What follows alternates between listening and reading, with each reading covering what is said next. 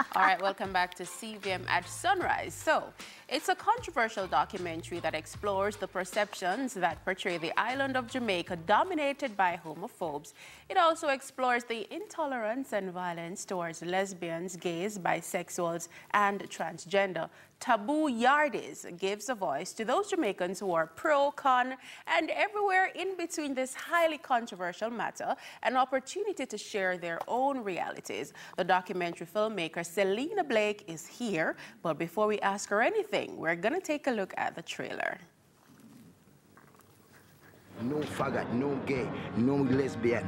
Welcome to Jamaica. I have challenged the gay community to explain when they insist that we must change our laws to recognize and accept homosexual relations as a normal thing, and we must do it because people should be free to choose. That's the philosophical argument. There's a lot of anger in the culture, and we haven't been able to just put it out on the table and deal with it effectively. Anytime you are known faggot at Jamaica, you're going to get beaten. If not today, or tomorrow. Yeah. I've been attacked. I've had people try to turn my car over with me in it, mobbed, verbally abused. First time I was brutally kind of attacked in a sexual way was when men found out that I was a lesbian. If you figure, just by the fact that you going around and killing off gay people, that's going to end it. It's not. I was born this way. I was born this way. I think the whole Gaga movement, when she did that song, Baby, We Were Born This Way, and she says transgender or bi, the whole movement these days is towards the acceptance of the lifestyle that is not heterosexual, Selena. What is it that you hope to really achieve from your documentary, Taboo? What I'm hoping to achieve is to have a Jamaica where we all live together and your sexual orientation is not on the table as you walk in or as you walk out. You're not judged, you know, by that. Let me follow up. I just want to do a follow-up because a lot of the arguments that go con the homosexual outflow or publicization says that heterosexuals really don't put their sexuality on the table in the fashion in which or the in any display, right, or the display, because you will have persons, and I've actually seen it, so I'm not reporting speech, where you have homosexual persons, lesbians, mainly male gays, who really flaunt this thing and put their sexuality out in the daytime, whereby you see a heterosexual walking, or you assume it's a heterosexual walking, you don't see them so by dress and action really promoting their sexuality in a day, 9 to 5 day. So is there something? I don't think same gender loving people promote their sexual orientation the same way a woman would wear Daisy Dukes and high heels or a prostitute. You know, I mean, I just think you are who you are and you're going to dress the way you feel comfortable that day. So if someone in the LGBT community, however they want to dress, I mean, I think it's up to them. It's not for us or the heterosexual community to say you shouldn't flaunt, because who are we to say how you should dress? Sometimes I don't feel like putting anything on, but I want to go outside. Yes, yes. I'm still rolling over the concept of Jamaica being a homophobic nation or a homophobic country, because I work with gay people. I see gay people on the street. People, almost every other person or the neighbor, you know somebody who is gay, but they're living. We're not killing them. I'm not seeing we're launching a protest to say gay co-workers are not allowed, gay students are not allowed in the school. So is it fair, or how do we classify homophobia in Jamaica? Well, you have Dwayne that was murdered in Montego Bay because he's she's transgender. But we know the history around that, the deception that happened where that is concerned. Well, look at even the young man at UTEC, I think last year, the year before, how he was beaten by the security guards.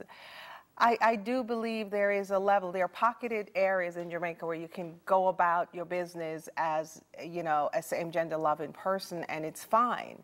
However, there's certain pockets that are really, you know, hot spots. And so if you talk about human rights, that is their basic, fundamental human rights violation there. Because I've shown the film throughout Jamaica since I've been here. I'd say, no, I'm sorry, throughout Kingston since I've been here. And you know, the reaction has been mixed. There are people who will scream out, you know, we should beat them, we should do all sorts of stuff to them. And when certain things in the film pops up, they totally agree. You know, and this is something that parts of the film shows that gays are being abused here. Well, I don't even know if it's just your film, but also it's a constant anecdotal thing in Jamaica and major news and international news where homosexual persons have been murdered and or beaten because of their sexuality. Now, you chose to highlight this particular thing. Did it have a dearness to your heart? Did you have friends who were impacted? Because you've done some controversial documentaries, or at least one before this one. Yes. Looking at housing in New York. Yes. I had folks, you know, would say to me, you people are barbarian. You know, I will never go to Jamaica. I will never spend my money. I will tell my friends not to go to Jamaica because of what's going on. And I think that's grossly exaggerated. Grossly. Well, I mean, I did we research. Kill gay people here. You know? Yes, it happens. I think may not be on a larger scale, but yes, they are killed here based on their sexual orientation. And even if it's 1, 2, 3, it shouldn't be. Yeah, I should imagine that if you have a preference, whether it's for coffee, tea, or milk, you should be able to live in your country as long as you don't make the other person feel uncomfortable. Yeah, project your beliefs on. It's like Christianity. If I'm a Christian and you're a Muslim, I don't think you should kill me or vice versa because I'm projecting my beliefs. But we got some breaking news from Selena herself that you won't be able to show the documentary officially. Well, through official channels, through official theaters, they said, you know, they're not going to show it. So maybe here on CVM, you guys will, maybe here you know, on CVM, maybe programs manager. So where are you going to be doing the screening? Well, we've done several screening at the Theological College here, and we've done at UWI and UTech. And we did a screening at Ligony. So right now, wherever you want it to have screened, reach out to me and we'll have it done there. What was the decision, what was the reason they gave you for not allowing this documentary to be filmed, to be aired in their theater? It's highly controversial. And I say, let's have the discussion because, okay, you're saying that, you know, the folks in America or North America or Europe, we have the wrong impression about Jamaica.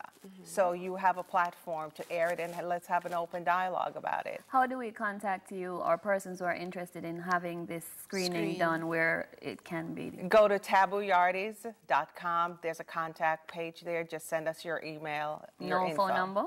My phone number here. God, you remember, okay. Remember that so one. that's Taboo Yardies. tabooyardies.com, or they can call me 782-7995. All right, great stuff. We have to look at the controversial elements in all societies. I mean, Nat Geo does it. Taboo, yeah, right? there's a show. All right, still to come.